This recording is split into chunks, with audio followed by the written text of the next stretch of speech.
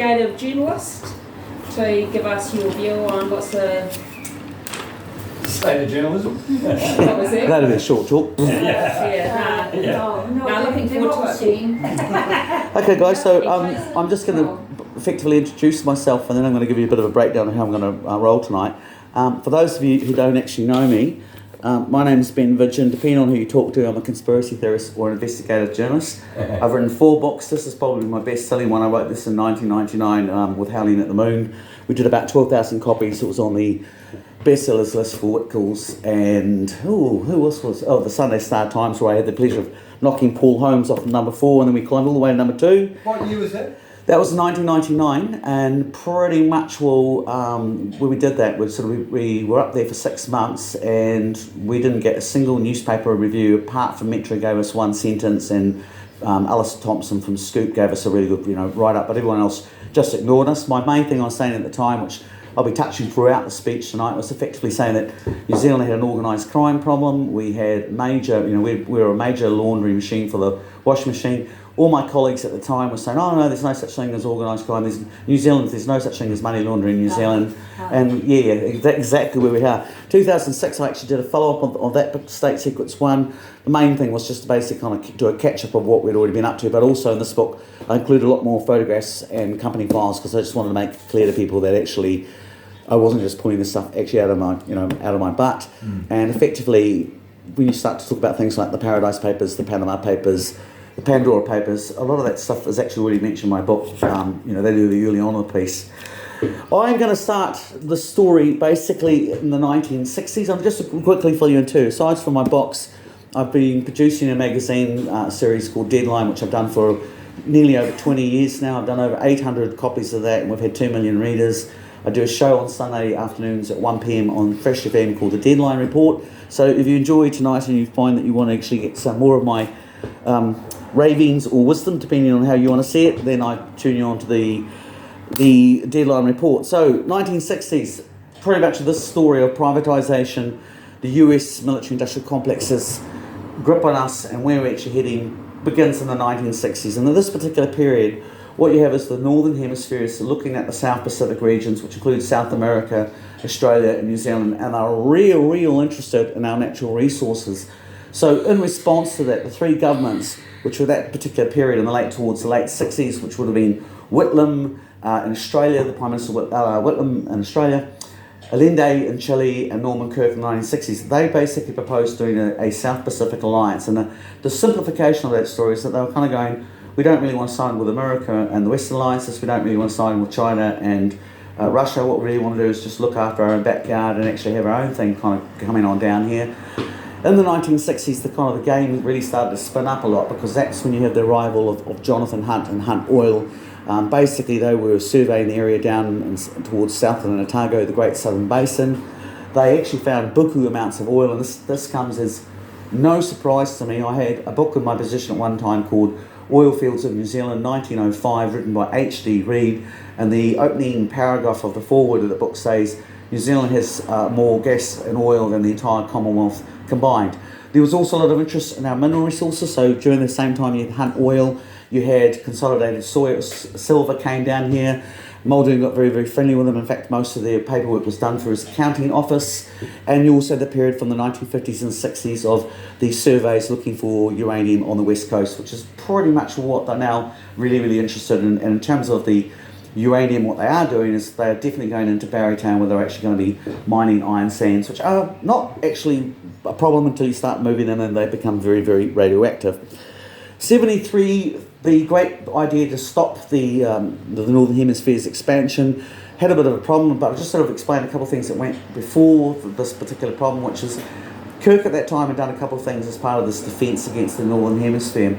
One of the things he made was he passed a media monopoly law, so the idea would be that only New Zealanders would be allowed to actually operate the media within New Zealand. He also started proposing or preparing an anti-monopoly bill. So again, the idea is that no one interest would come in, take control of transport or any of the critical actual infrastructure. At the same time, the 3 of them were looking at basically bringing in new royalty laws. So the idea is that any mining companies that did come down under, they would end up being expected to pay a hefty royalties, which would be returned to the workers and the local, so that they got a fair share of the of the pie as it was. Unfortunately, September the 11th, 1973, it all started to go wrong. Allende was overthrown in a coup which was backed by the CIA. It was backed by ITT, which is an American telecommunications company, and it was backed by a bunch of guys called Franz and Otto that like to click their heels and speak with German accents. And I just want to mention on that point, which I did touch upon beforehand, I find it very interesting that when you go back to the beginnings of the Panama Papers, the origins of the Panama Papers, which is the big stack of files which relate to all the money laundering being done by corporate sort of entities around the world, actually began with a guy called Jürgen Mossack in Panama. His father was Erhard Mossack, and he was actually one of the Germans that actually fled Nazi Germany, and was not just he had fled, he was actually an active member of Odessa, which was a Nazi organisation that planned to basically come back and finish off what Hitler actually had done.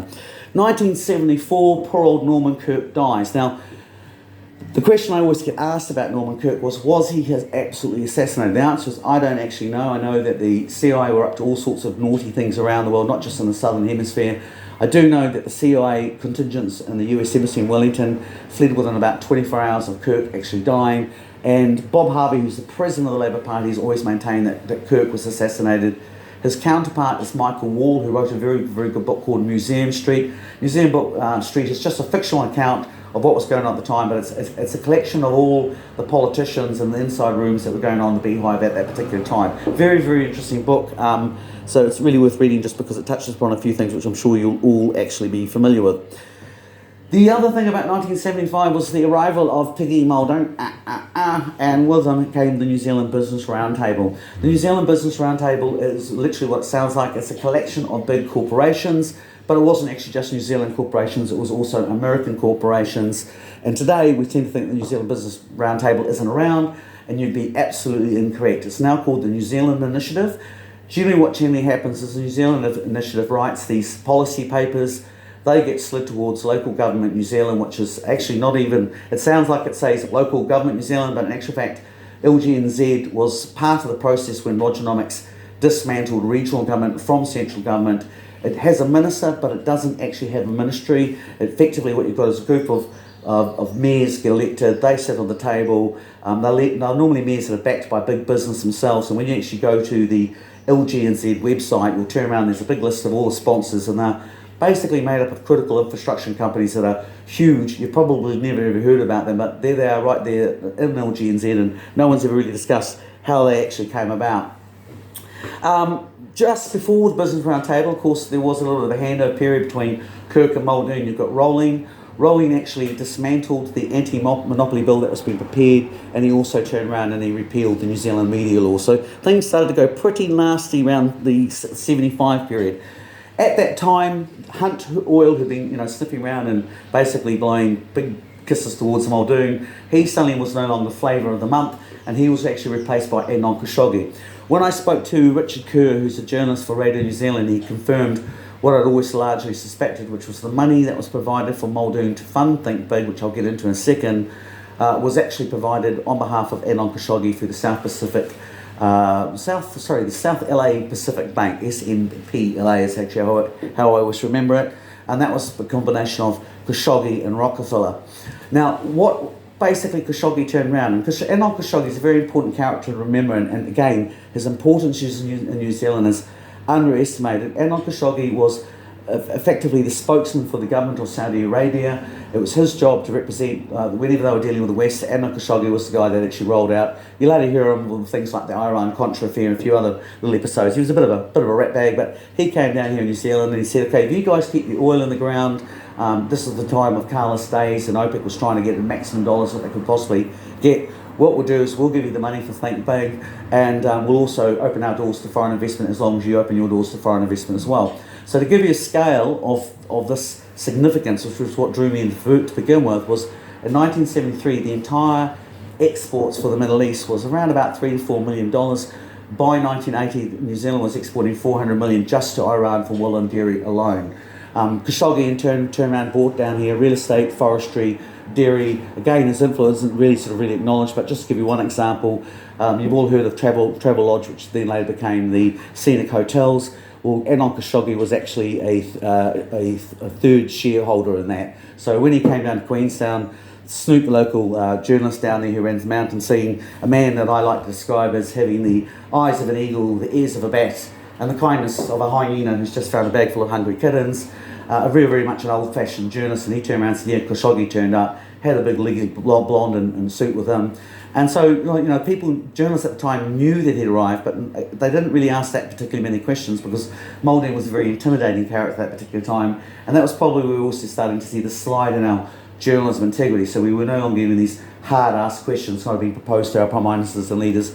And we start towards the slow march towards the Jacinda John Key kind of aspect where you're sitting in front of a podium box, you're sitting inside the Parliament, so only a accredited journalist can actually arrive. The accredited journalist is decided by the Speaker of the House, and then the Prime Minister will turn around and pick who they actually want to talk to. And that way they make it very nice and contained. There's nobody asking any too many awkward questions. The final outcome that we really need to kind of take onto board about the significance of Adnan Khashoggi, and I'm just going to give you effectively the history up until 1970 from the Pacific, since the end of World War II, was pretty much it was a safe, comfortable place that nothing really ever actually happened. And then in 1973 you have the attempted coup in Tonga on the Minerva Islands. This is carried out by a right-wing think, and I say, when I use the right-wing think, word right-wing and left-wing, when I'm talking about this in terms of right-wing, what I'm actually talking about is the overseas corporate globalists. So whatever your ideology, that's my definition of right-wing in this context. So basically we see as a consortium of right-wing people financing the coup in Minerva. 78 is the attempted coup in Vanuatu of Santos. Again, both these coups were largely also backed by very, very close friends of Adnan Khashoggi. They didn't succeed in the coup in Vanuatu, but that was the beginning of effectively Vanuatu's role in money laundering. So again, when you start to look at things like the Cook Islands, the Paradise Papers, the Panama Papers, you'll find that the standard rule of thumb is that money is getting washed into Vanuatu by these banks that are sort of set up by sort of LA mafia, shady Arab guys, Germans that like to click their heels, and our good old friends from the Central Intelligence Agency who like to keep their eye on you real good. So the other thing was you've got 87, which is the Fiji coup. Saviti Rambuka takes over Fiji. This is the beginning of a series where every 10, 15 years, Fiji is now having a coup at the end of a barrel. But the first coup in 1987, that was actually carried out with the support of Emperor Mining, that was run by Adnan Khashoggi's business partner in Canada, and the weapons were actually supplied by Adnan Khashoggi via Quintex, which is one of his subsidiaries, which I mentioned in my first book, State Secrets. It was a nice little plug going on there. And then, of course, 95, you've got Papua New Guinea, which is when Tim Spicer goes in there. Bougainville just put down the uprising there. And again, Tim Spicer is a business partner with Adnan Khashoggi. And then you get the coups in Fiji, Solomon Islands, 2000, probably about two of them again, they leap back to mining companies. And even as late as 2009, you've got the great renowned Kelvin Alps wandering around there on behalf of his company, which is called Phoenix Gold International. And he's running alongside a guy called Leonce Kelly, who is used to work for the CIA, and he's the guy that basically resulted in the coup that overthrew Whitlam. So a very, very significant player. The thing about all these particular cases, why I'm mentioning them to you, is that, and all of them, the story's the same. There is an ethnic dispute going on. This has been blamed on a racial issue, when in reality what you've actually got is you've got mining and basically mining companies and forestry companies that want the natural resources, and they're paying one side or the other to foment basically violence and actually destabilise the region. So all of this period from 73 to 2000, that's the direct impact about letting Adnan Khashoggi's money come down under. Then you wander into the wonderful world of the 1980s. 1980s is the period of Rogernomics. Now, Rogernomics basically is when Labor turned around and dumped their sort of traditional left-wing credentials, and I mean, in this case, the left-wing, I mean, supporting the ideas of Norman Kirk, supporting the ideas of Mickey Savage, John Seddon. Suddenly they go from being a left-wing paper or a left-wing party that's left-wing in terms of they are identifying themselves with identity politics. So they identify themselves with the nuclear-free policy, which they gaslighted on the back of the bombing of the Rainbow Warrior in 1987. They identified themselves also with all the workers that were pissed off at Muldoon's labour laws, and they also identified themselves with the same-sex marriage, which basically resulted in, well, same-sex marriage. I marched in that protest, and I would do it then and I would do it now, and, you know, I don't care. The whole idea when it comes to defending his rights is you've got to defend everybody's rights. So if you've got a group of people on the left who will only defend their little sacred ox, and you've got a group of people on the right that only defend their sacred ox, it ain't going to work. But the other significant thing about the same-sex, or the marriage repeal bill, was that the reason why they turned around and did it is, well, wait a minute, you can't do that. That's really body autonomy goes to the very core of inalienable rights. Now, inalienable rights are very important to understand because effectively we've got two systems of rights which are battling for at the moment. One is the Westminster system, which comes out of the Magna Carta and the Bill of Rights 1688. This recognises the concept of inalienable rights. And now the other system is you've got what I like to call the New York system, and that's basically the idea of things like the Trans-Pacific Partnership Agreement, the regulation that actually rolls out of the United Nations. They're all based on the New York system, which is, in 1958 they had what they call the New York Accords, and the idea behind it was that they would have a language so they could turn around and do international treaties, create a perfectly fair playing field, and there'd be an arbitration system. So on principle it was a good idea, but the problem of course is that when you look at the deep fine print of the New York system is that it's all based on New York state law. New York wasn't originally called New York, it was originally called New Amsterdam. Its state laws are actually based on a combination of Dutch customary laws and law of the sea or commercial law. So the difference again between your New York sort of system and your Westminster, you have absolute rights. Under the New York system, you have the rights that the board of directors or the captain of the ship actually behoves upon you, and he's free to change them at any particular time. And that's the key thing, again, going back to same-sex marriages. It's like, we need to hammer the point home. Well, wait a minute, you said that we had inalienable rights then, you say we don't. Well, you can't have it both ways. So either we have them or we don't actually have them. The other period of great significance for me of that period, in fact, it's probably a blank, it's a core of what I'm saying tonight, is that in 1986 we passed the Labour government, the Helen Clark Labour government, the David Lange Labour government, turned around and passed the Constitutional Act of 1986. Now the idea behind this was that they were cutting the rope from basically Mother England, and the way they sold it is like, oh, we've got nothing to do with the royal family, we're an independent country. And that's the lie that they tell all the time, because they try to make out that our constitutions are based on the royal family. The royal family is Buckingham Palace. This is the home of inbred corgis and pedophiles. Westminster system is basically the home of the Magna Carta and the Bill of Rights 1688. So when they cut that particular ribbon, what they hadn't asked is what kind of constitutional system are we going to have before we actually... So they were putting the cart before the horse, and most significantly, when they cut it in 1986, they didn't do it with a referendum. They didn't open up to the wider House so that everybody, regardless of your party, voted, and it was a majority vote on the House. It was thus done by the party in power, passed the law, and we were all meant to accept it. Justice Cook, they did a judicial review on it. Justice Cook turned around and he described it as a legal fiction, which is a nice, polite judge word for a load of bollocks. And the reason why he says, under the Bill of Rights, Parliament doesn't have the ability to actually empower itself. This has already been tested in New Zealand law. 1975, Fitzgerald versus Muldoon. Muldoon tried to turn around and say, oh, we'll fix up the superannuation system, but we'll make up the legislation for it later on. And this annoying guy Fitzgerald went, hey, wait a minute, you can't do that. And the courts actually agreed with it for the same basis. Politicians under the Westminster system are not supposed to be able to actually empower themselves. And that's the sort of a point that comes home again and again. You'll see this the same situation where they just break the due process and just go ahead and do what they want. So what we're actually going through is a constitutional coup in a slow motion. It's getting faster and faster, but effectively they're trying to bamboozle us and ram through processes which they know are shaky as actually hell. 1989, I was in the New Zealand Armed Reserves. I was in the New Zealand Armed Reserves for 6 years.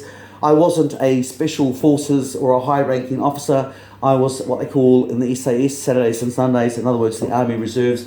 I was just a private. Just basically, it wasn't so much 007, more like .007 and 3/4. But what I had an opportunity in that role was I got to go on most of the major significant exercises that related to counterinsurgency exercises, and I got to see what was going on inside the command centres and generally get kind of a feel for the military mind. 1989, the significant thing which kind of really kind of led to this entire book, although it took about 6 years later for me to realise actually what I'd actually witnessed.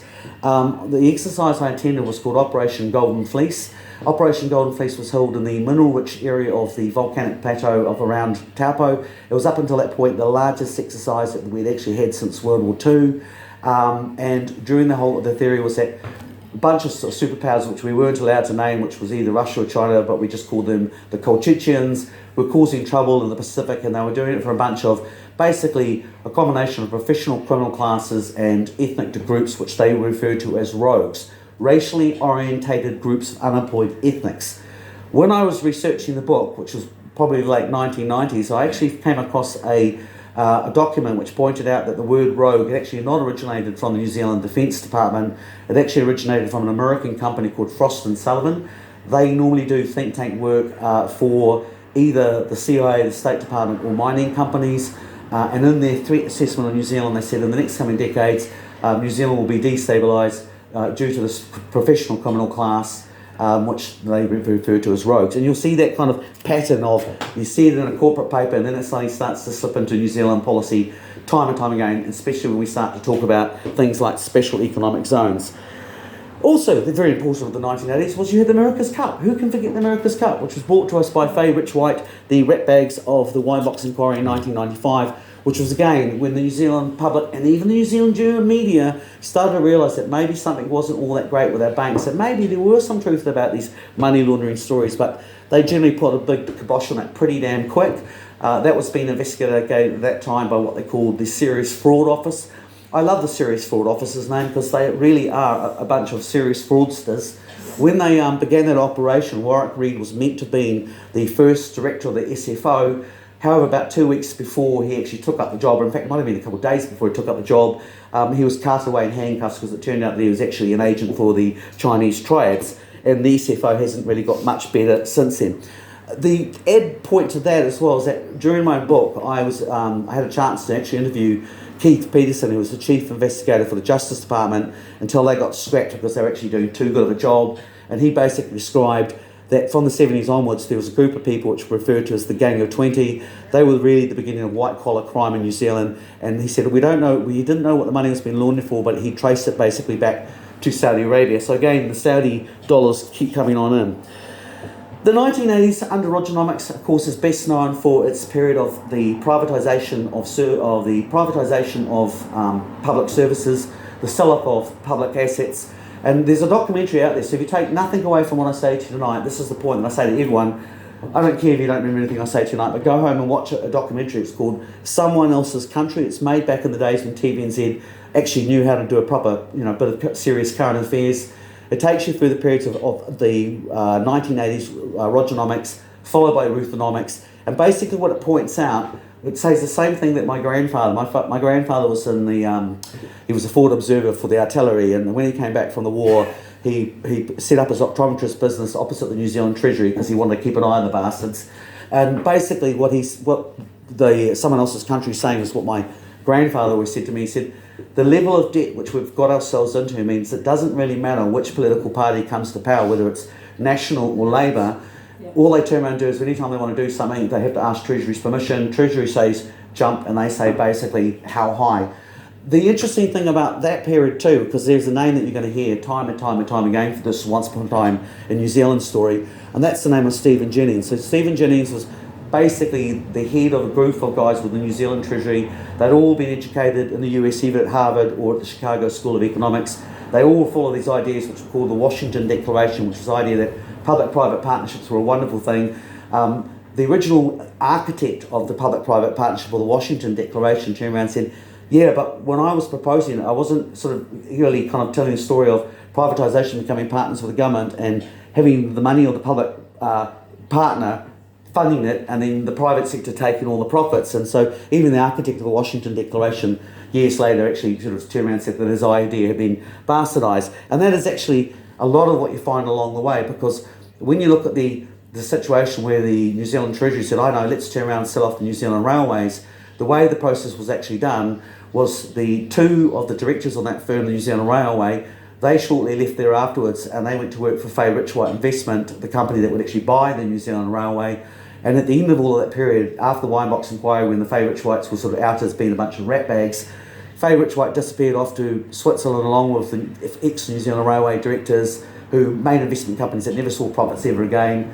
And he was followed by Stephen Jennings, who's now working for Credit. I always want to say Credit Suisse, but it's actually Credit Suisse. And I might as well carry on for that period because this is heading into the relationship, to the very interesting relationship of the rise of Vladimir Putin. So basically in the middle 1990s you had perestroika. The Russians had decided that they no longer wanted to be communists, they wanted to embrace the capitalism system. So what they actually did was they took Stephen Jennings, fresh from the New Zealand Treasury, now working for Credit Suisse. He turned around, he was sent to St. Petersburg, where there was a little insignificant guy called Vladimir Putin, who was either the mayor or deputy mayor, I can never remember quite which. But through him, they started a pilot program where they turned around and they sold off what they called the Bolshevik Biscuit Company, the BBC. And what they turned around and did was they went around to everyone and they gave, here's $1,000. Oh, congratulations, comrades. We're no longer communists. For a couple of cents, $1,000 share for you, $1,000 share for you, $1,000 share for you, etc., etc. But what Stephen Jennings worked out at that particular period when the ruble was worth nothing, there was no food actually on the shelves, and there was no actual work to be actually had. He basically came up with a brainwave, and he went back to Switzerland and he raised up a massive amount of capital, which he did in conjunction with a lot of Putin's personal mates, the oligarchs / mafia, plus Putin's mates in the KGB. So there was a three-way partnership between basically Vladimir Putin's mafia mates and KGB mates, the Swiss banks, and you also had all these neo-conservative guys that you'll be familiar with. You know, the Iran-Contra period with George Bush and guys like Dick Cheney. These are the guys that were busily involved in partnership. In fact, one of the guys that we'll mention right now is Richard V. Allen. Richard V. Allen was the former National Security Advisor to Ronald Reagan. He tried to sue me in 2005 and it didn't end well for him. So basically, what they did was at that point was they went back to Russia and they turned around and they gave everyone a crisp $100 US bill. And so for their $1,000 shares, they got $100 and a bottle of vodka thrown in just because they were such nice guys. What that basically meant was the Bolshevik Biscuit Company was a company that had been worth approximately $10 million. Stephen Jennings and his mates got it for $1 million, and they proceeded to repeat that model en masse throughout all of the former Soviet Union. So basically today, when you look at the Ukraine, which is where this process also took place, 71% of the land that's actually arable land in Ukraine has actually been sold off to privatised companies. 9 of them are subsidiaries of BlackRock, which is the big US hedge fund, and one of them is actually it's a state-owned Chinese company. And I just mentioned something briefly on the side here is that when I was going through my political science degree, we were doing international studies, and what I always found very, very interesting was that we never got taught anything about China. We were doing, I could tell you anything about the American system, the English system, the French system, blah, blah, blah. China was just this big black hole, and I think we were given one book that was published in 1958. So when I'm looking at my global model, the weakness in my global model is China is the area which I don't even pretend to understand. But what I do see right now, and to simplify, and this is only my perception, it's not my specialty, you've basically got 2 fractions that are actually running in China at the moment. One is Xing, who kind of wants to return China to the good old days of Mao, which I personally don't have a problem with, because if he's doing that, then he's so busy putting his own people on the thumb that he hasn't got time to do foreign expansion. The other side is basically what the West like to refer to as the progressive liberals, and these are the ones that actually are quite happy with the idea of China being basically a capitalist fascist paradise, and if those guys get on top, then it's bad news for all of us, including Vladimir Putin, because I imagine between the West and China, they'll just end up actually carving up Russia. It's an undefined definition whether it'll go that way. Again, I say it again, that's not my specialty, but I do mention it on passing, because even when I put out, by the way, when I leave, feel free to take a couple of copies of my magazine. They don't cost you anything, but when we were actually doing the cover, Dean Raybould, who's a very good artist in Golden Bay, I told him the description, he painted this perfectly, and then he put on this Chinese bird, and initially I went, no, that's not what I'm talking about. And I went, actually, they're as much an influence factor in the equation, so I went, yes, we will actually include them in the model. The last kind of point, and we'll just take a short break while I'll throw up a couple of questions, and then we'll kind of carry on, because we are halfway through. The good news is there's only 2 pages left on this particular speech. The bad news is I had a really tiny writing. But basically, the very last point of the mid-1990s is the issue of Codex Alimentis. And this is the idea that basically the pharmaceutical companies and corporations wanted a complete control on the food and medicine. This sort of climaxed itself during 1995, don't quote me on that, but this is the period when, it actually was 1995, this is the period when Mike Moore, who's the marketing person for Rogernomics, the man that could sell lamb burgers, he's the guy that basically in 1995, he was trying to push through this idea through the World Trade Organization of a world without walls in his own eyes. He was pitching it to the left, going, oh, this is wonderful, we're just like you, we're fundamentally decent people and we want the best for the world. And the protesters, who were made up of environmentalists, workers, and First Nation people turned around and saw what it was, a blank check, and they turned around and they ended up having literally a riot in Seattle. It created a movie with the guy, the chief actor from Zombieland and Cheers. He's the key actor, and this is basically how they ended up burning an effigy on Mike Moore, who, to his credit, did actually use that photo of the effigy being set on fire on the front cover of his book, A World Without Walls. You don't really need to remember that too much until I turn around and start talking about the Christchurch shooting, and I start talking about the Global Migration Pact, which is simply the Global Migration Pact is Mike Moore's World Without Walls, but it's repackaged and sold back to the same people who rioted against him back in 1990 and who are now busily embracing it, going, oh, diversity, it's a wonderful thing, without understanding what the fine print is. So the very, very last 2 points, and then I'll let you have your questions. 97, 98, just before 9/11, you've got basically the arrival of what they call the Project for a New American Century. And this is the guys that the George Bushes, the Obama Baracks, the Bill Clintons, and more significantly, all those bureaucrats that live 3 doors down from the Oval Office that never go, even when the governments come and change. So your Dick Cheneys and even your Richard V. Allens and your Henry Kissingers. And basically what they're saying is, America likes being on top. We don't want to be lesser than number one, so we're going to do what any country can do when it's absolutely broken, it's maxed out its credit card, it's going to turn around and invade a whole bunch of other countries and grab the resources. So they listed at that time, and back in 98, they listed Saudi Arabia, Iraq, Iran, Syria, Afghanistan, and 2 others that I always seem to forget. But if we look at where we are right now, they're doing a pretty good job of working their way through the menu. Yeah. And very, very conveniently for the PNAC guys, in 2001, September 11th, the anniversary of the invasion of Chile, which saw Chile Allende overthrown, 2 aeroplanes flew into the Twin Towers, and 3 buildings collapsed that particular day. I'm not going to go down the rabbit hole of the Twin Towers, but I will say 2 basic things about it. Number one is I wrote an article in the October issue of Investigate magazine, which I co-authored with Ian Wishart.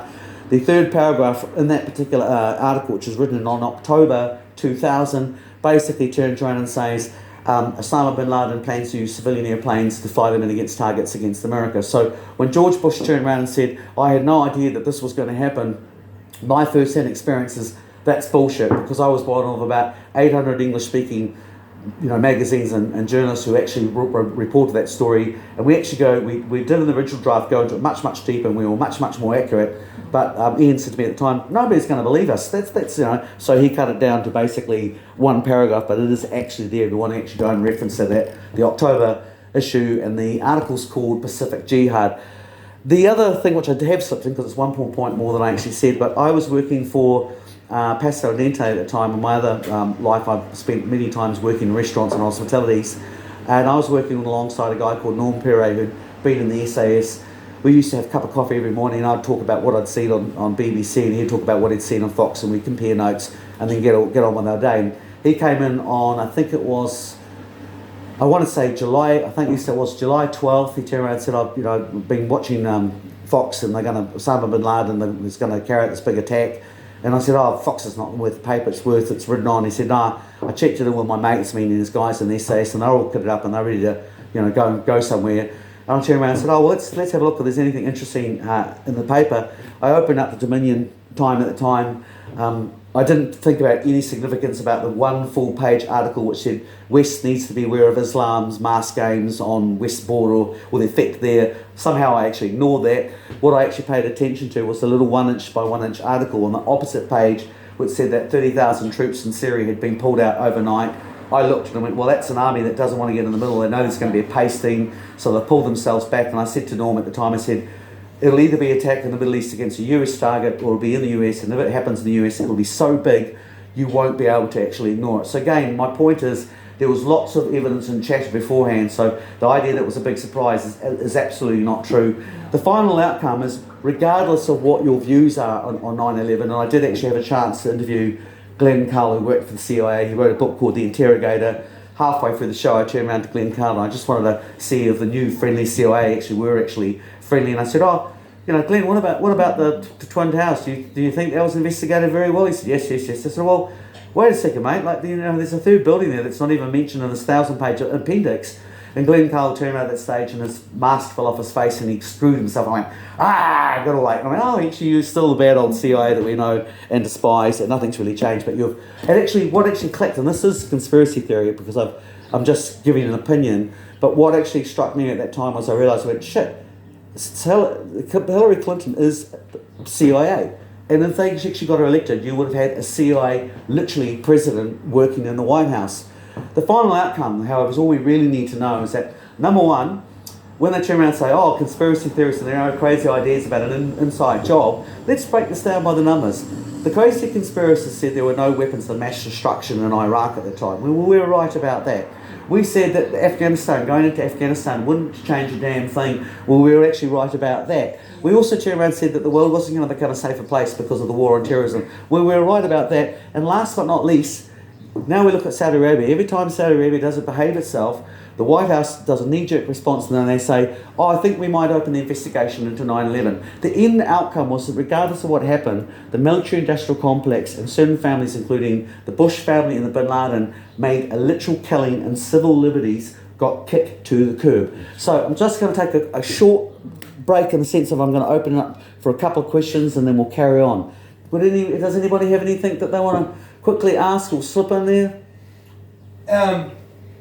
With regards to Russia and Putin Yep.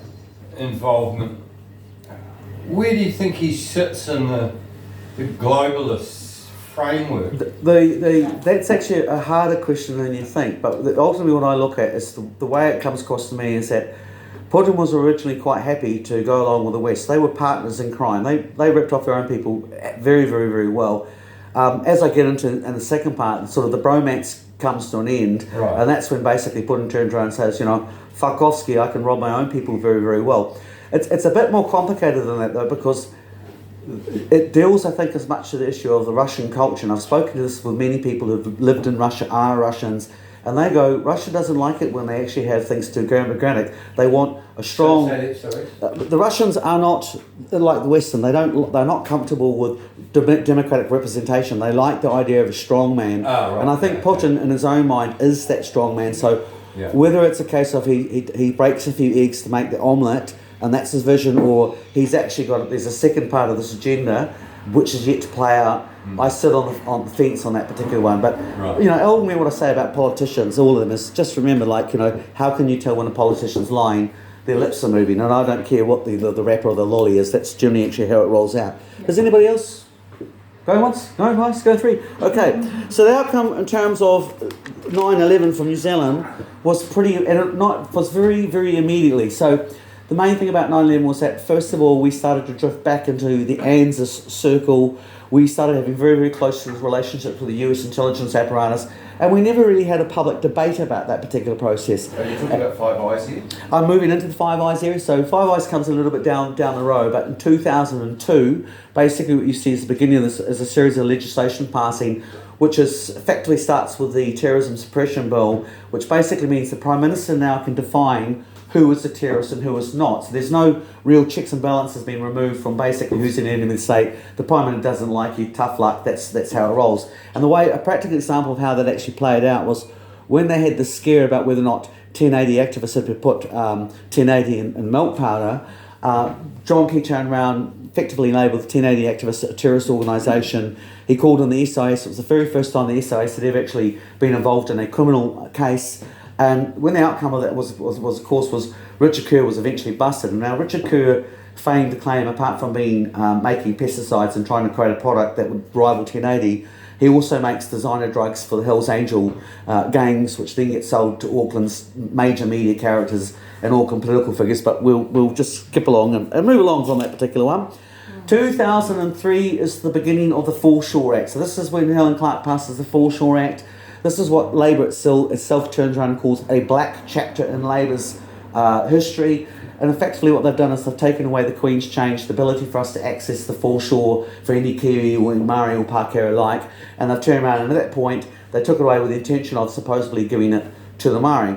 I will follow that up. You'll see that there was a follow-up to that in 2010. How they sold it is not how it was actually delivered. But the key thing I'm going to keep coming backwards and forwards is that there's another little lie. You know, a lot of the stuff is tag wrestling, so we tend to think of Labour and National being opposed, but in reality they're quite often at the centre time kind of working in conjunction. So the lie that basically Labour turns around and Greens sell to their voters is like, co-governance is a great thing, it's going to, you know, even the score for the First Nation people. They don't really explain that it's only going to be for some of the First Nation people and those who are genuinely playing ball with the private sector. Likewise, you get your National and ACT voters and they turn around and say, oh, the Māori they're taking away all the land. But again, when you actually look at who's actually getting it, no, it's not the Māori, it's this very Pacific elite, which I'll get into the Pacifics very, very shortly. 2004 is the Supreme Court Act. 2004 Supreme Court Act is basically getting rid of the Privy Council, getting rid of the Privy Council, which was our top court. It used to be, if you had a case like the David Bain, it would be sent to the law lords in the UK, and they'd be sat upon by these very, very boring guys that were probably a little bit on the conservative side, but they did know the constitutional law, and the system overall worked very, very well. Again, Labour turns around and does this thing where they just get rid of the courts, and they didn't have a referendum, they didn't put it to the wider party, they just went ahead and did it themselves. And even when you look into it in terms of the, you know, coney-head academics who really look into it, they actually make the statement in one of the documents that said, oh, it really shouldn't have been done that way. But it seems to work okay, which is, I think, if I wrote that in an essay when I was going for university, that probably would have had me bitch slapped into next Wednesday. But apparently that's now acceptable academia. 2008 is probably one of these kind of years where super major things kind of took place. The year would ultimately end with a New York banker coming from, New York, John Key, the son of a social, state housing person, came to New Zealand, and his election bid was actually backed by Richard V. Allen, the former guy that I told you about, who also, by the way, if I didn't mention, I'll mention again, Richard V. Allen also was a shareholder in Newcastle Oil Russia. So he was one of these companies that, when they had their bromance and it broke up, Putin turned around and looked at all these guys and he knew they were greedy and said, open up your books, I want to see how you paid your taxes. They hadn't paid the taxes, and Putin just came through and nationalised and grabbed it all. The story today, which you'll hear, is the story which is often told by Bill Browder that, oh no, the government of Russia were all corrupt and all evil and blah, blah, blah.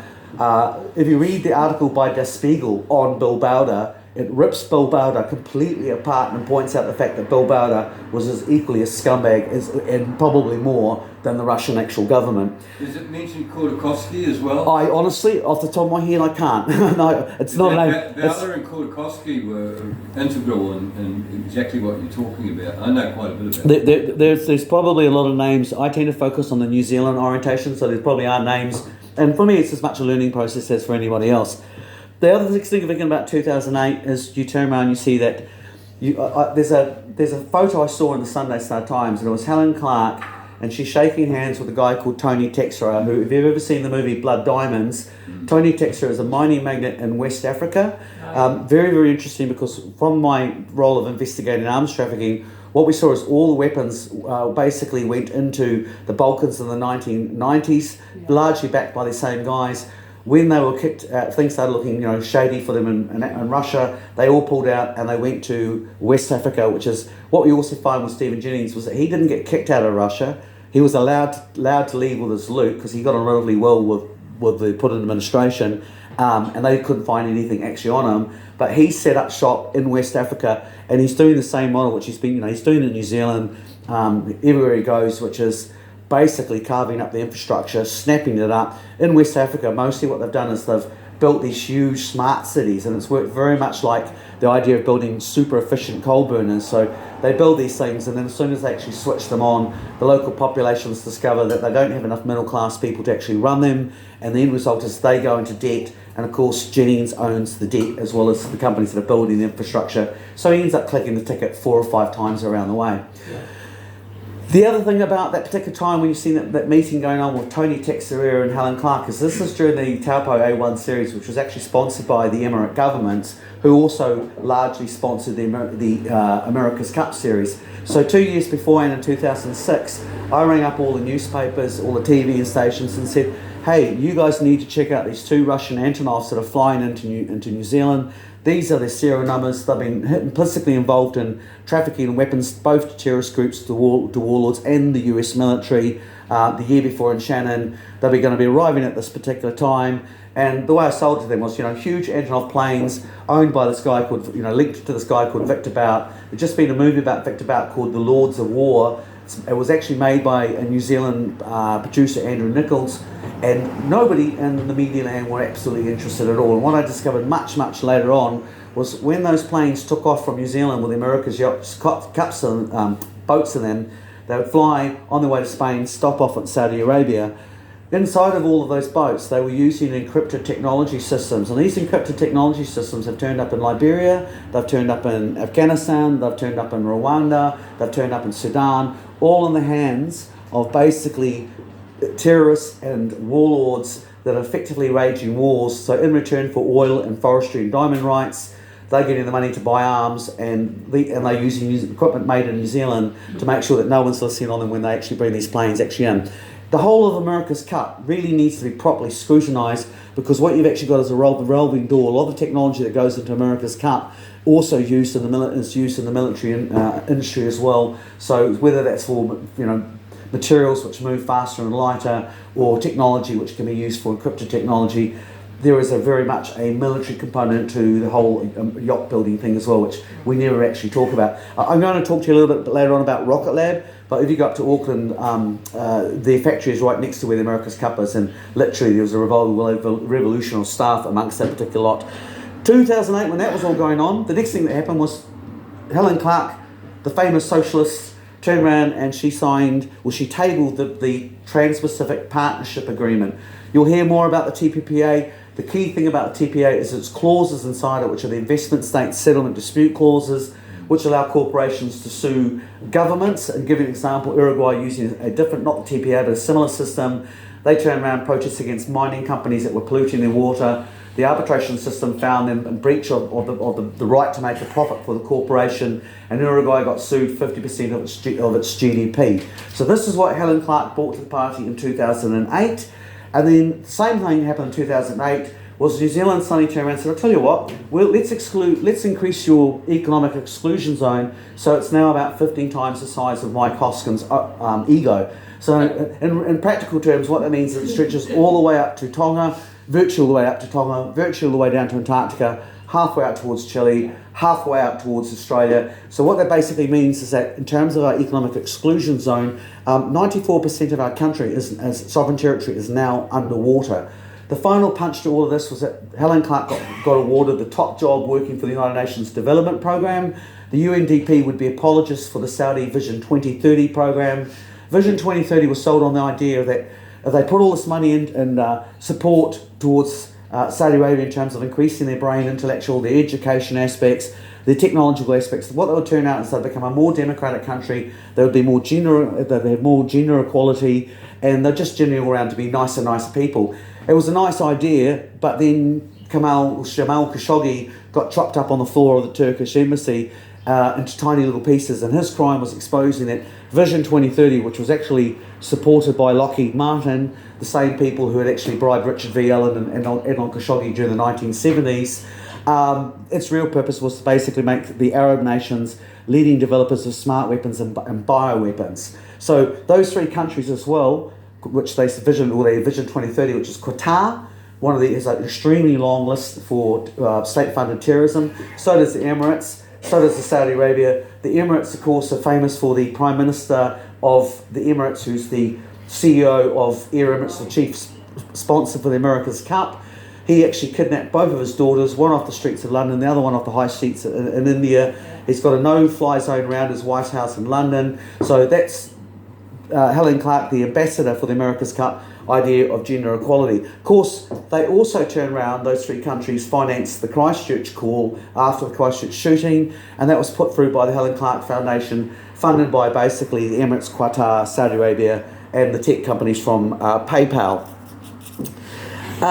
2000, and I'll just bring that point there. So 2008, all these things happened. Economic exclusion zone, the TPPA, we're doing really, really shady deals with guys like Tony Teixeira. The next thing you know, Helen Clark's got a top job in the UNDP, and she's actually utilising that to basically prop up effectively a series of brutal dictatorships, and she's also utilising it to push through the idea of GMO foods, which, just remember, the year before, was the year that Nicky Hager wrote the book Seeds of Distrust, which is really strange when you look at where a lot of Greens are today. They're actually okay with GMO food. Back in 2008, if you'd said that to a Green person, they probably would have hung you from the nearest bloody tree. The conclusion, of course, all about those little planes that I was telling you about, the Antonovs that were arriving in New Zealand. I wrote 2 books on the subject. One of them was literally a bestseller in terms of Whitcoulls and Sunday Star Times. The second one was a bestseller in terms of the number of books that I actually sold. And all these journalists were saying, oh no, that's not going on, because apparently, the SIS and the customs don't have Google and they can't look at these planes and check their registrations. 2009 was vindicated everything that I'd been saying when they discovered a big Russian Antonov leased to a New Zealand company in Thailand. It was absolutely loaded to the gills with North Korean weapons heading towards the Middle East, and it was part of this whole trade where they were trading conventional weapons for weapons used for making nuclear weapons and other weapons of mass destruction. It has been the basic kind of conclusions of 20 years of investigating arms trafficking that most of the dirty bombs, nuclear trade that you care to talk about are actually largely funded and supported by some of the biggest Western corporations that you care to name. One in question would be the firm of which Klaus Schwab's family actually run. They were intimately involved in actually helping the South Africans get their nuclear weapon program underway in the 1980s, also supported by Adnan Khashoggi and Lockheed Martin and all the usual bloody suspects that you care to actually name. Right. Sorry? Bilderberg. Yes, very much. I mean, this is the thing I'll just stop for a second, because the Bilderberg, when you look at all the firms involved in the Bilderberg, they have this very, very strong Nazi connection. Nazis. The Davos, it's the same situation. When you look at Davos, Davos was actually a Nazi enclave during the 1930s, and even the road signs had the swastika on them, and there was all throughout the war they were there. And when they were actually getting their money out of Nazi Germany at the end of the war, Davos was actually critical to them actually getting that wealth out of Switzerland and then funneling them to either South American or American companies that actually had supported the Nazis during the war, such as Harriman and Brothers, owned by George Bush, who would get that money back at the end of the war, and that money would be used to put Bush Senior into the Senate. At the same time, they were supporting bringing the Nazis through South America. Same thing with the drug trade. Like the whole basic background of the drug trade was effectively these senior Nazis turning around and forming effectively a super cartel of different drug traffickers, which they used to drum up money, overthrow governments. And it worked to a certain point, but then the Nazis actually started tasting their own stuff and decided that they actually quite rather like make money doing being drug dealers than being Nazis. So it did, to a certain degree, lose a little bit of its emphasis, but the long run impact, I'd say most of the things when you look at South America, you're looking at, all the poor old Mexicans who are coming through, the US and through the wall. I have a lot of sympathy for those guys, because they're suffering from the consequences of effectively 40 years of US foreign policy. We're literally down to the last page. So again, does anybody have any questions they want to quickly slip in? Oh, there was something. It slipped my mind. All right. Well, we'll just. One group you have forgotten to mention here. Mm-hmm. The Vatican. Well, again, it's really interesting when you talk about that, because if I reverse engineer the situation in terms of the people that were actually trafficking weapons into basically the Balkans during the 1990s, one of the key characters involved in that was actually Zhirinovsky, who was a senior Russian Orthodox person, which Putin largely tolerated, not because he liked him, but he brought the Orthodox vote with him. But Zhirinovsky was working with the Vatican Church to effectively launder money for Switzerland. That same money was being utilised to, again, not just buy weapons, but they were actively involved in the weapons of mass destruction market. When you start to look at the areas, in all these cases when I'm looking about Switzerland, there's always one town that comes up in my brain, which is Lugano, Switzerland. And basically Lugano is, to this day, is another little bunch of Nazi hotbed. And during the 1990s, when basically the far right, which again in the same, I'm talking about the industrial corporate far right, the Nazi far right, were exposed in Italy, what they call they had a big series of corruption trials, and it came out that there was a terrorist organisation operating in the heart of the Italian state security apparatus called Propaganda P2, which again worked with the Vatican Church. made up of Alessio Gelli was actually also a member of Edessa. He'd been a former Italian fascist. P2 itself was just a cell. With P2, you had Gull in Spain, I think OAS in France, Le Cercle in Belgium. Effectively, you had all these little enclaves that were run by state security, and what they were actually effectively doing was they were funding both the far left and the far right wing groups to carry out terrorist attacks, and everyone would be so afraid of the extremists that nobody would notice that the only people that are living in good quality houses were the industrialists, while everyone else, the middle class and working class, basically got by on nothing. So again, to answer your question about the Vatican, yeah, the Vatican have been intricately not only involved throughout this whole system, but to my mind, they've been kind of one of the people that have been spearheading the funny money kind of brigade. So when you start to talk about money laundering, it's the Vatican is never too far away, along with things such as human trafficking. Although one thing I'll quickly add on to that is that one of the things I do wonder about when you start to look at a lot of the revelations that are taking place in India, sorry, not in India, in terms of Canada with the abuse of children, is that there's been this sort of a big apology, and the Vatican Church has said, "Oh, we'll be doing better." But what I'm actually seeing is that they're selling to the Indians the idea of the UN Indigenous Right laws, which again moves the Canadian tribes away from your Westminster system, which they use very successfully to slow down the TPA, and it moves them actually into this incorporated situation. And again, I will stress that point too, because probably since about 2019, I've seen various pop-up groups of people pop up. They've suddenly become the father of the alternative media. They're all extremely well financed. They all have a US intelligence connection. But what's interesting is that they all, when you turn around and you peel back the sticker, you'll find that they have a UN link. So again, Kelvin Alps, he represents, now you can correct me on this because you'll know more about this than I will, but he represents what he calls the Maori government, and he claims that he draws his authority from the UN. And I know it's not the group that you're affiliated with, but that's what he's selling. Billy TK, when he's turning around and actually running around selling his ware, I would point to people on his LinkedIn profile, which actually pointed out that he was actually working for the United Nations Development Programme, and when you actually looked at his LinkedIn profile, it didn't say da-da-da-date to da-da-da-date, it just said da-da-da-date to currently. So again, all these different groups are either have a UN link or they're pushing the UN model. So even during, and I'm not here to tell you what to think. You guys can believe anything you actually want. It doesn't matter if you love Sue Gray or Kelvin Alps, that's your particular choice. But when we're looking at the mandate, and they passed through the chairman and said, oh yes, the mandates are against the Bill of Rights, what they actually quoted to us was the Bill of Rights 1991, and what Sue Gray never turned around and said, or any of the group that was surrounding her, they never turned around and said, wait a minute, you're putting through the Declaration of Inconsistency at the moment, and when once that's passed, what will happen is that next time you go up to a mandate situation, what they'll say is instead of putting it to the courts, they'll turn around and they'll send it to this tribunal, which has been handpicked by government personnel and is making its decision based on the UN definitions of human rights, as he explained to you, changed after the 1950s. So we've actually been sold an ambush. And this is the thing I'm saying, all these victories that we get sold, we need to really look at them and find detail. And as soon as you hear Do you think they're doing it deliberately or they've been suckered? I think to be kind, I have my own particular views, but that's just my opinion. I think it is really a case of they're being encouraged, and they think that they're doing the right thing. So So they believe that they're doing the virtuous thing. I think they are, but then again, the one thing is I look at Sue Gray's activity during the 1080 protests or the Pacific protests in Nelson, and the I hate it when you lose your train of thought.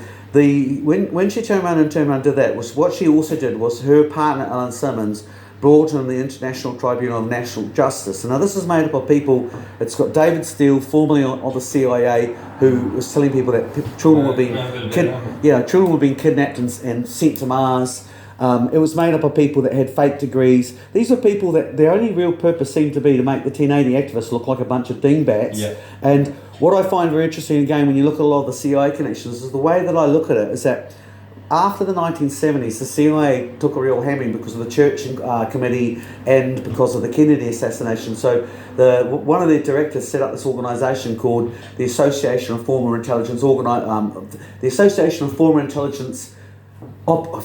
the Association of Former Intelligence Officers, of which, by the way, Michael Stacey from the NCP was also a member, but under the AFO there were actually about 14 different umbrellas, and the blanket name that came up for all these different sort of umbrellas of ex-military intelligence and ex-CIA and they called it the Community of Intelligence Network, or Living in Sin. And the idea was that if you created this branch of people that had a loose affiliation to the intelligence community, even if it was just they were extremely passionate and enthusiastic, what that basically meant for the CIA is that if these guys got caught doing anything, the CIA could turn around and say, they've got nothing to do with us, we didn't order these guys. So basically the SIN network became a really good way for the CIA to kind of carry out policies and agendas without basically being shown to have any actual gloves on it. And sometimes that would be just allowing a useful idiot, someone like David Steele, to blow up his own credentials, which I think were way grander than he actually made, and let him sell his silly ideas, because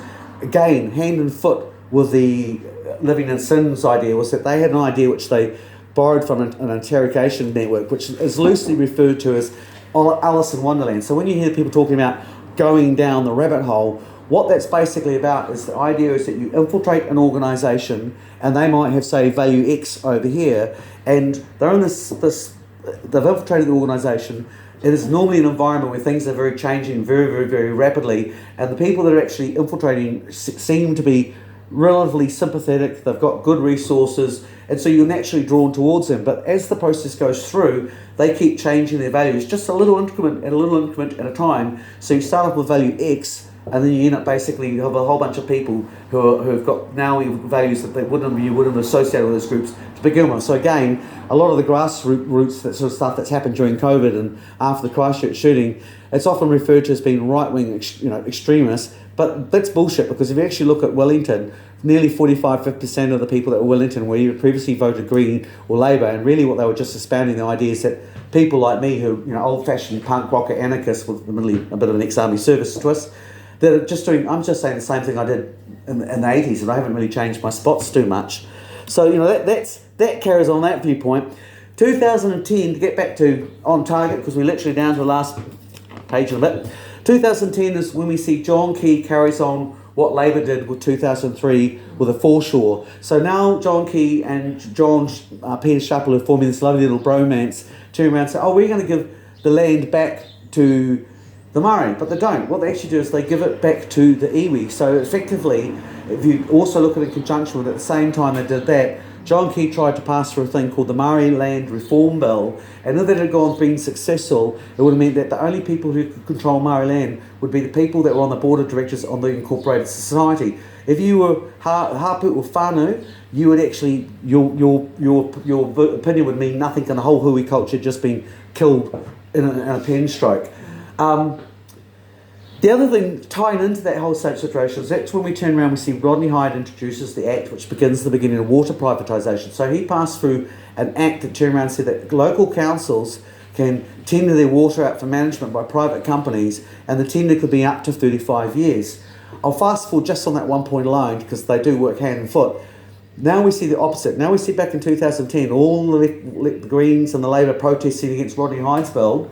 Fast forward to where we are right now. It's the National Act going, we will replace 3 waters. What with, was my question. But more significantly, at the same time this is all going on, one of the many pieces of legislation that have been going through the House right now is, or in fact it has gone through the House, is the State Sector Reform Bill 2020. And again, like someone else's country, if you want to take something away from what I'm saying tonight, go and have a look at the Public State Sector Reform Bill. It's a horrible piece of legislation. It allows a minister to turn around and start making decisions on behalf of other ministries if there is a special circumstances, such as, for example, COVID or a climate change emergency. Under those powers, the minister can turn around and extend tender contracts to an unlimited amount of time. He can write out however money he wants, and it's all paid up in advance, and there is no review and no public input to this process whatsoever. What I find very interesting is that Labour is not pointing at Rodney Hyde in 2010 and scoring points on Act and National and going, wait a minute, this is your thing to begin with, and likewise National and Act are not pointing fingers at Labour and going, hey, what have you got, what's this bill you're actually putting through right now? So again, just like the Trans-Pacific Partnership Agreement, the two groups appear to be in opposition to each other, but they're not at all. But, the Treasury once again is actually calling the shots. 2010, 2011, and we may as well throw 2016 in, is when you have the Christchurch earthquakes and you have the Kaikoura earthquake.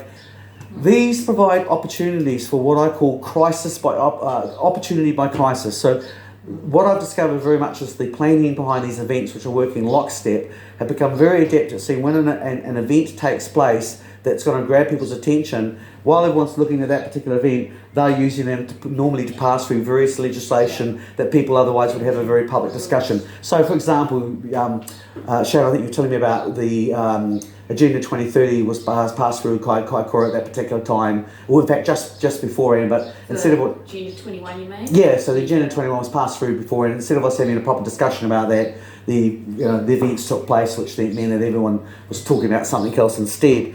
2013 is another one. The three things that work lockstep in all of this: the 86 Constitutional Act, the 2004 suspension of the Privy Council, and then 2013 is you've got the beginning of what they call the Constitutional Advisory Panel, and this is where John Key and Peter Sharples select a group of people, none of which have any constitutional expertise whatsoever at all, and they are there to discuss what kind of constitution that we might like down the road, and they're each getting paid $600 a day. And when you actually look at the people in terms of Maori representation, there's one person from Tānui, everybody else is from Ngā Tahu, and the other 122 iwis don't even get a say or a asked to be actually participate in this particular process. The Constitutional Advisory Panel, when I wrote about it in 2015, and as part of my 15 seconds in entirety at that particular point, what I pointed out was the Constitutional Advisory Panel, when you looked at it, it doesn't make any mention of the English statutes. So these are the statutes that basically control the individual rights. So it makes no mention of habeas corpus, nothing about Article 29, which in fact is the same thing as habeas corpus. It doesn't mention the Bill of Rights 1688. So anything to do with English law as protected as being part of our constitutional makeup in the 1988 Imperial Act is just not mentioned. And then Miramara Broughton, eventually the Maori academics started catching up with me and realising I wasn't a complete redneck, and the chairman went, wait a minute. It said Miramara Broughton, he wrote this thing for the law review, he said, wait a minute, whānau and hapu is not mentioned in this, only rangatira is actually mentioned. And this is, I think, very, very significant from when I think we've actually got, New Zealand's got very, very good constitutional mechanics. We tend to think that we don't have a constitution. That's actually not correct. If you look at the 1835, the Declaration of Independence that was signed with the Northern Tribes is very, very important because it recognises the right of not just the rangatira, but it recognises the right of hapu. And that's basically saying instantaneously, this is not a country that's controlled just by one group of people alone. This is a country where the power sharing goes on both ways. 1840, as so does 1835, it's giving us a partnership agreement. So the indigenous tribes at that time are saying, look, we actually quite like the idea of having the protection of these English statutes, and in return, we're recognising Maori sovereignty. So when we hear words like tikanga, we shouldn't actually run to the hills and be afraid. All it is saying is that it's recognition of Maori common law. Likewise, if they're going to recognise tikanga, then it means that they must also recognise the common law of the English statutes at the same time. And again, the checks and balances, because that's another thing in these constitutional advisory panels. We're talking about code governance, but no one's saying, well, wait a minute, what are the checks and balances going to be on your system to make sure that the system doesn't become nepotistic, that it is actually democratic? There is absolutely no mention of this discussion taking place whatsoever at all. When something like this is done, the government legally is obliged to write a report and give their response to the advisory panel's recommendations. The liberty of civil unions, they've asked 3 times now. They've asked twice under John Key, once under Jacinda Ardern, and all 3 occasions the government has refused to actually respond and say what their response is. So again, we get another solid example of due process actually being ignored. Jack Vowles is a professor of political studies for the Maori department up at Victoria University. He makes a really good point. I really love his article, which I can't remember off the top of my head, but he basically says New Zealand's race relations and democratic structure has been going for 150 years. It's stable, it's making progress, and sometimes, and I'm borrowing from Willie Jackson, sometimes it's like a bunch of old buggers at the back of the marae and they're arguing and grumbling, but the key point is they're talking and progress is actually being made. And he points out the same thing in his particular paper, is that, wait a minute, we're seeing the fact that this power sharing isn't just going to the hapu and the whānau, it's only going to a few select people, and that we shouldn't be in a hurry to rush through all these constitutional reforms without a proper in-depth discussion, because all it's going to do is ultimately destabilise our government and be bad for all parties involved completely. And again, I read that point time and time again. It's about fighting for everybody's rights, not just our sacred ox or flavoured wing of the particular time. 2015 is the time when they had the flag debate, and the flag debate was, again, part of it was a process where they put a panel together. The people that were sitting on the flag panel included it included Peter Chin, who was the mayor of Dunedin. Peter Chin is of Chinese descent, but he's also of Ngātahu descent. As I said, he sat on both the flag panel and the Constitutional Advisory Panel. It included Hannah O'Regan, whose father, Tiffany O'Regan, had sat on the Constitutional Advisory Panel. Hannah O'Regan got to sit on the flag panel. And then it included Rod Drury, who's from Ngātahu. They made their company Xerox made the little red triangle that you were given an option for. And it included Nikki Bill from Saatchi and Saatchi. Saatchi and Saatchi were actually given the money to actually run the referendum. They were the ones that decided that they were going to ask the question, what flag would you like? Not, do we want to change the flag? It's like, what flag they asked you first. Again, the cart gets put before the horse. And our choices are fern, or this triangle thing, which actually, when you break it down what it actually is, it's the same thing as all other ferns. It's just a fern, and it's a representation, effectively, of the silver fern. I put it your way, I'm from Dunedin. Down in Dunedin, we had Johnny Jones, who was the founder of the BNZ, and he made buku amounts of money basically working on behalf of Ngātahu. And when he got really rich, he moved over the hill and he bought a mansion that had belonged to a captain of the Gloucester regiments, who originally had 2 laurels over his door. That mansion and that house is called Fern Hill, and it's the first time you ever have any reference to the fern, and it's nothing to do with marriedom, it's actually to do with old Scottish families and basically banking cartels. So effectively, they wanted to put a dollar sign on our flag, is basically what that was all about. I actually, at that time, and this is kind of starts to hit into the issue of censorship and digital control, but at that time, on my social media, I did about 135,000 people a week used to come to my website. Right now, after the little bit of fame that I had with that, what happened was that it initially went up quite a bit, and then what happened was that people start liking my page, and the page would actually start to go backwards. And so 5 years after that, going from 135,000 a week to I now get about 200 people a week on that particular page. I got about 2 weeks of intense criticism from both the so-called left-wing corporate media and the right-wing corporate media. They put me on the story. They wrote what I said about the flag and the Constitution at the time. They put it on the story. It was done to the tune of the X-Files. It had Professor Matthew Geddes, who's very closely aligned to the Labour Party, which they didn't mention on TV, saying that when I talked about due authority, which is, in other words, the symbols on our flags the symbols on our flags are a representation of the democratic system that we actually come from. In other words, we draw from the Magna Carta, and I simply use the word of that as a representation of the due authority. Matthew Geddes said on national TV, there's no such thing as due authority, it's probably a made-up word. Well, that post is no longer on their website because they got so many complaints about people saying this guy doesn't know what he's talking about. They actually ended up yanking it off, but of course by that stage the damage actually been done. 2015 was also the same time that they were passing through the Trans-Pacific Partnership Agreement, which I've explained to you, had the investment state settlement dispute clause. I said to all my friends at the time, I said, don't trust Labour. Labour bought the TPA in 2008. They've worked national all along the way to make sure that it's crossing the Rubicon. All my lefty mates turned around and said, don't be ridiculous, that's not going to happen. Jacinda won't let that actually happen. And that was when we were starting to talk about Jacinda. Well, she got elected in 2017, I love to tell the story, you've got John Key, the New York banker, and then we've got little Cindy arrives, and she's fresh from being a soup kitchen volunteer from New York as well.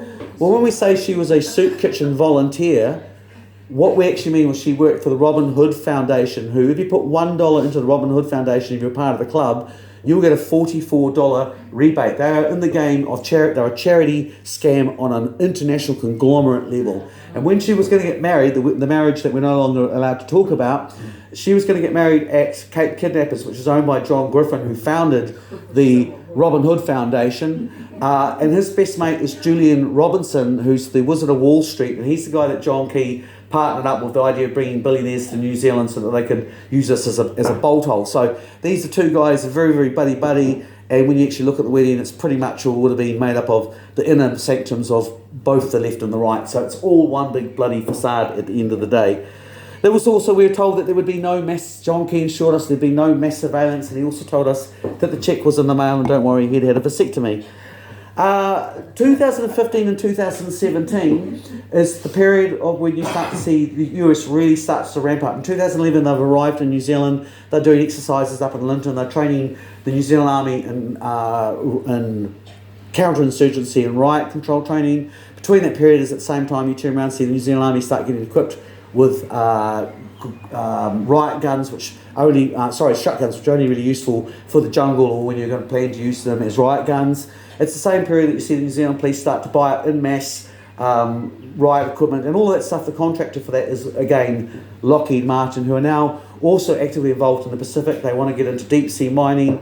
They're looking specifically at Fiji, where they've applied for them to change the constitution yet again to make deep sea mining okay in Fiji. They're already in PNG, and they're down here convincing the New Zealand government not to sign the moratorium on deep sea mining in that whole kind of massive area.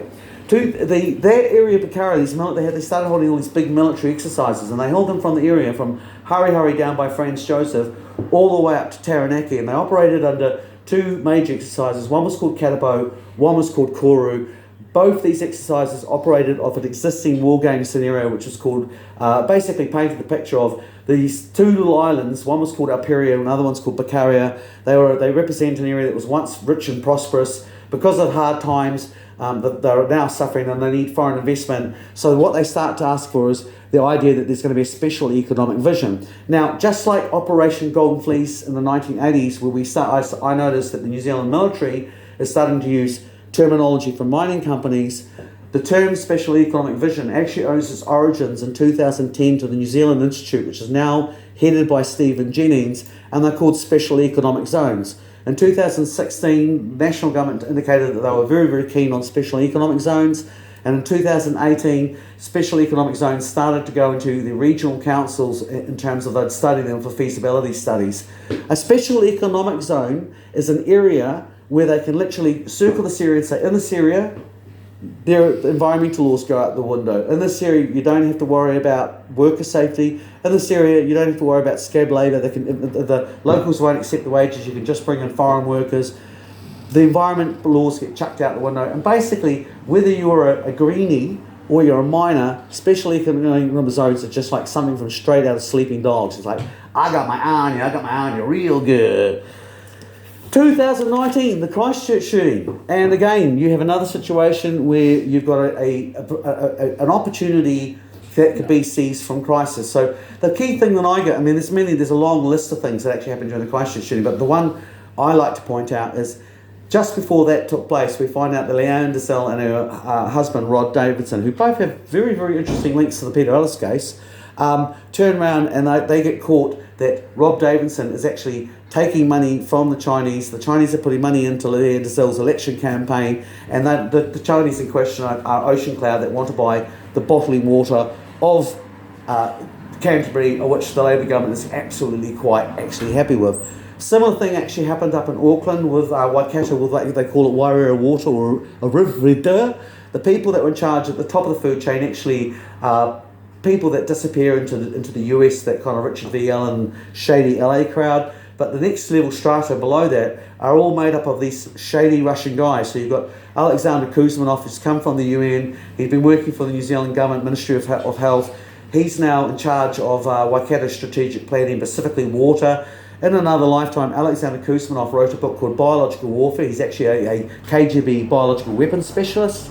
And this is the guy that we've now got actually basically running the water up in Waikato. There was a whole bunch of other guys, but the key guys that they were actually working for was a guy called Mikhail Friedman. Now, Mikhail Friedman was one of the chief oligarchs that were snapping up the telecommunications and the critical infrastructure in Russia. He also helped finance the America's Cup bid in 1995, and you basically find that there's all these guys. The other thing he's quite famous for is He started an organisation called the Ultimo Foundation. The chairman of the Ultimo Foundation was Mike Moore, the former Labour MP and head of the WTO US ambassador. And the Ultimo Foundation can be found in the Paradise Papers and linked to lots of shady money laundering exercises. But nobody in New Zealand media will actually talk about that at all. 15 and 17, that same period when the US military is arriving in New Zealand, you get the beginning of Rocket Lab pops up. And, we're going to have New Zealand space industry. It's going to be wonderful. Wow, we're really punching above our weight. It's seed funded by Faye Richwright, so that should have been our first alarm bell right there. They moved into Mahia Peninsula. They told the Five Hapu, which they played very skillfully against each other. They'd gone and done a very in-depth intelligence briefing, so they knew exactly who to play against who. They told them, don't worry, this won't affect your environment. Don't worry, your Hapu specifically will get jobs. Don't worry, it's got nothing to do with the military. And again, it was one of those cases of, don't worry, the check's in the mail, and don't worry, I've got a vasectomy. Because shortly afterwards, they pretty much everything that they promised they wouldn't do, they have done. And to the point that what they say about Rocket Lab now is that Rocket Lab alone, single-handedly, has actually breached our own nuclear-free legacy, not once, but twice under Jacinda Ardern's reign. And of course, every time that happens, Jacinda says, I'm not so sure about that. I'll have to get back to you on that one, and we never hear a thing ever again. But it's not just Rocket Lab. You've got down in Waitaki, just north of Oamaru, there's a little company that's a Dutch company, but when you look behind them, they're actually linked very much to NATO. They're planning to build these little space planes, which we're going to be told are all about space planes. But if you look again at Investigate magazine, Busted is the name of the article. It shows where Ian Wishart dug up all of these declassified files, and one of the things it says, New Zealand will be instrumental in helping develop a space bomber. So the problem with space planes is eventually they go up to be space bombers. You have Leo Labs in Central Otago, which is used for tracking space junk, but it can also be used to track potential targets. Then my biggest and favourite one, if you look at the cover of the magazine, Dean has very funnily turned around and put Elon Musk's Starlink. And this is what I was saying to David Kennedy from the Green way back, and saying Arawa Bay is a military facility, and he was going, no it's not, my best friend Ron McNeil's not there, and he'll take you for a walk.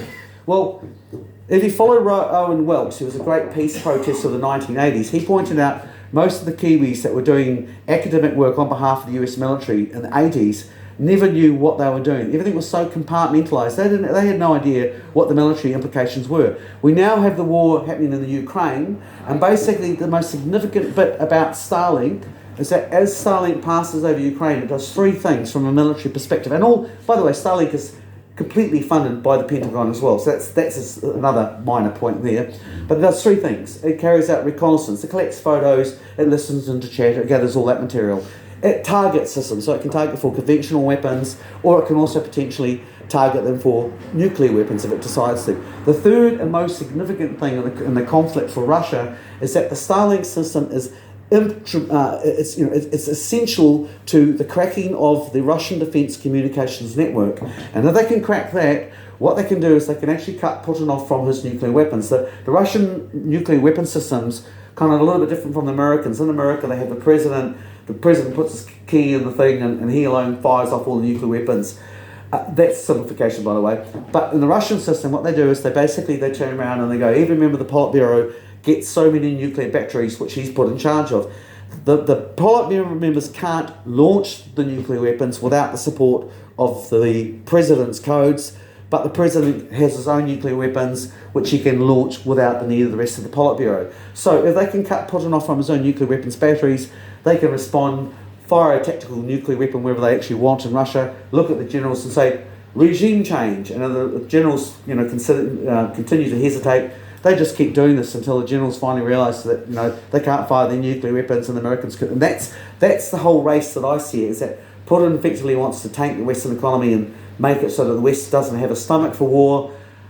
The US wants to basically crack the Russian defence communication system, so then they can bring down Putin and start carving up that entire period, that area within Russia. As I said to you, the Chinese are paying very close attention because they are also frightened of Starlink, but they also see there's a potential opportunity for them to be sharing the spoils of war, depending on which side in China actually takes control. 2000, and we're literally down the last 2 points. You're doing very well. Oh, actually, we're not, because I mentioned one major thing I forgot.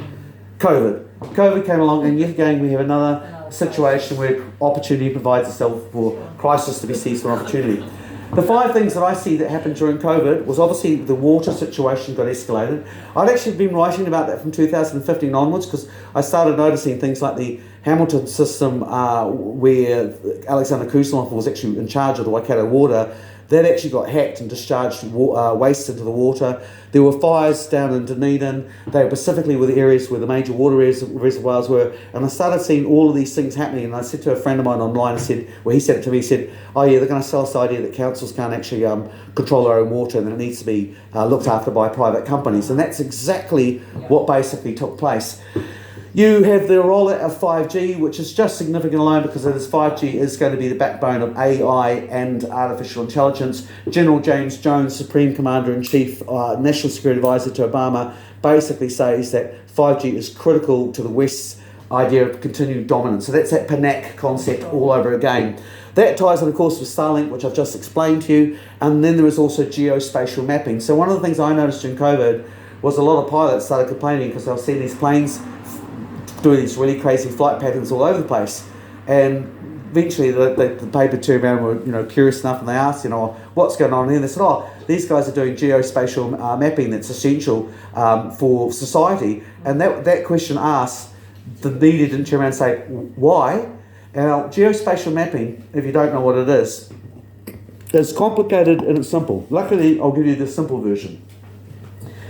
Julian Carver, who did all the geospatial mapping after the Christchurch earthquake, describes it as a magical technology which in the right hands can basically cure poverty, hunger, illiteracy, you name it. If it's done and he stresses this, if it's done in an open and transparent way, yay, However, he says if it's not done in a transparent way, it's done in a secretive way, and there's no public discussion about how these technology be rolled out, then it turns into the stuff of Saruman, Lord of the Rings, evil villains.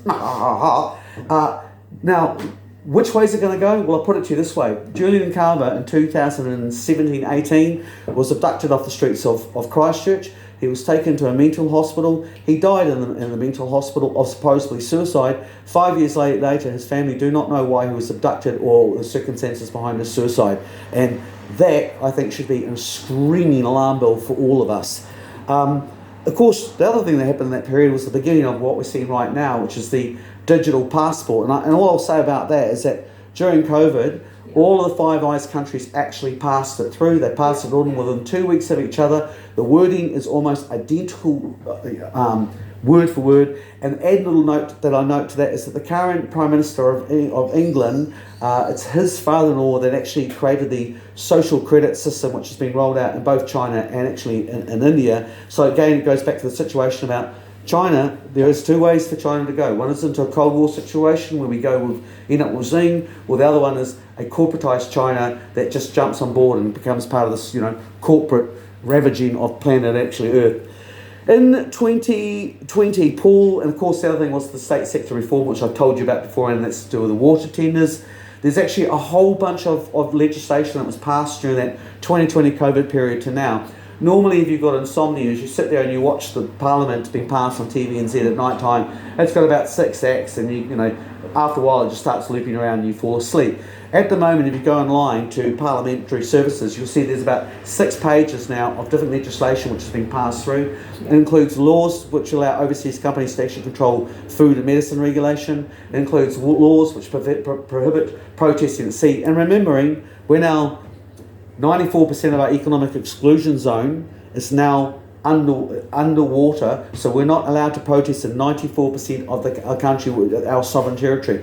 Also, I should probably mention, because I didn't mention, was that 2017 they officially named the geographical area of Zealand, which matches exactly with economic exclusion zone. So they've only officially discovered it in 2017, but they put the economics in place in 2008, 10 years beforehand. So you do the math on that.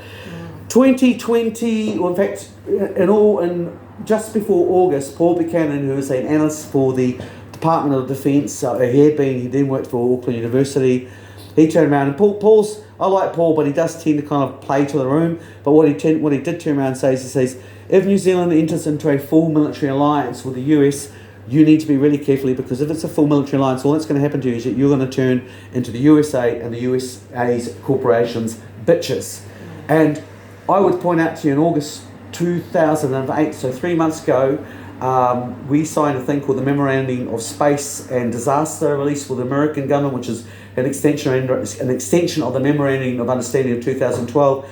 Basically, it means that in the event of a disaster, the US now controls our entire space above us. And why that's significant on a number of bases is I haven't mentioned the 2012 search and surveillance law. So in 2012, they tried to pass through the search and surveillance laws. Where we are right now is they still haven't managed to pass those laws through. The Attorney General keeps on kicking them back into touch and saying, no way, you're right, you're going over the most basics of constitutionalism. But we now have 80 different pieces of legislation that will allow, once the search and seizure bills are actually signed off on, that allow basically anybody from the policeman to the Coca-Cola representative to the geospatial mapping planes to the US satellites to their drones to not only come and search your place, but they can do it without probable cause, and they don't actually have to tell you that actually they're doing it. So they can come in on a fishing expedition into your home anytime they want, through your phone lines, above your space, or literally through the front door. 2020, September the 11th, 2022, 49 years after the invasion of Allende, Chile on September 11th, 1973, the US held a security meeting in Millbrook, Queenstown. It's now the 6th meeting they've actually held in Queenstown, where the Millbrook group are made up of Richard V. Allen, David Mace, who's of Hong Kong, Shanghai Bank, Bay of Steel, China, also ran New Zealand on the Food for Oil program, which I haven't gone on to, but just accept my word when I say it's dirty. It includes James Covert, the former electronic specialist under Ronald Reagan. It includes 2 deputy directors of the CIA, and it includes Peter Thiel. Now, Peter Thiel is best known because he's come up with the Palantir technology. Palantir is ripped from the Lord of the Rings because Peter Thiel is absolutely obsessed with Lord of the Rings, and this technology allows them to effectively control anything you're doing on social media, so you see only what they want you to see, and they can stop other people from seeing what you actually want to do. Peter Thiel must have read a different version of the Lord of the Rings than me, because I'm pretty sure that would make him Sauron the bad guy, but Peter Thiel seems to think that he's the good guy. And that, I'm afraid to say, ladies and gentlemen, is the conclusion of my Ben Vidgen stand-up tragedy tour. Thank you very much. If you've got any questions, I'm going to ask some questions. I'm going to stick my hat in the middle there for anyone that wants to put colour, well, it's not obliged. And then after we've done that, Sharon's going to wind us up and say goodbye for us. With Jason's going to do a little poem for you. Does anybody have any questions? Lot of information. Well, I mean, you know, when you... God, I mean, it's so overpowering. What do you think the end game is? Particularly with, you know, if you're drawing this connection with the Nazi deal, right? So, and what was the key thing with the Nazis? I think what you... Superior. We only want the superior people. I've asked myself... Really buzzing. Yeah. Yeah. No, I totally understand that. So if you want to just, you know... Yeah. No, we've been vexed and the fucking... Oh, really? Is that really... Wow, is that having an impact on you? Oh, yeah. Yeah. I'm really sorry for you guys for that. I've managed to hold out on that We particular got one. So. the bad stage. Yeah. Me Bad and When we were Grant. in town. They get tinnitus. Well, It's it's not fun. only tinnitus, it's neural. It's very painful. Yeah, I've been getting... I mean, I'm not vaccinated, but I've been getting... Since Christchurch shooting, I've been getting mad tendinitis, and a lot of people I've spoken to actually have, and I'm... And we discovered it's graphene oxide in our brain. Yeah, well, that's I mean, And, that's what I've suspected. going It's a circles. conductor. Yeah. It's Symbols going is circles, Yeah. and if you're using the mobile, it activates it. Smart Email. telephone activates it. In these The meetings. LED lights Uh, activates it. So Wow. it's Well, see, powerful that and sort of things starts as to well. make sense to me, because what I believe a lot of the technology is about is it's passive technology. It's it's in in the air. food, Yeah, and we actually shred yeah, the untaxed. Yeah. Sorry to say. yeah. I've realised that as well, because I've certain places Yeah. where I've been around where I just after a couple of days I'm They're just going, shedding. why am I And it's having trouble actually- thinking? Well, you read it in the Yeah. leaflet. It's in the food. Yeah. It's in the air. I am familiar with the graphite, and me and a friend of mine actually have been, more of him than me, have been looking at it, but as far as we can make out, it's a conductor, and what you're saying about it impacting your moods actually makes a lot of sense to me, because what I've suspected is that there's an element of doing things with, like, they can by fiddling around with electric frequencies, they can make you feel apathetic, they can make you feel fatigued, they can make you feel angry, and it's just this the thing of just feeling more and more controlled. So to answer your question, it's like we were told, you read Orwell's 1984, and he basically says, imagine the future, it's a boot stamping on your face non-stop, and you're dealing with people that are ultimately mad, they're narcissists, and all they want is control. Absolutely. There isn't anything at the end of the day. Even the arguments they roll out, there's too many people in the world, because that's Malthusian economics. Malthusian economics was disproved a long time ago, and yet they continue to roll out policies based on a policy which no longer even makes any more sense. Yeah. So, I mean, if you're looking at the broad picture, you being an investigative journalist,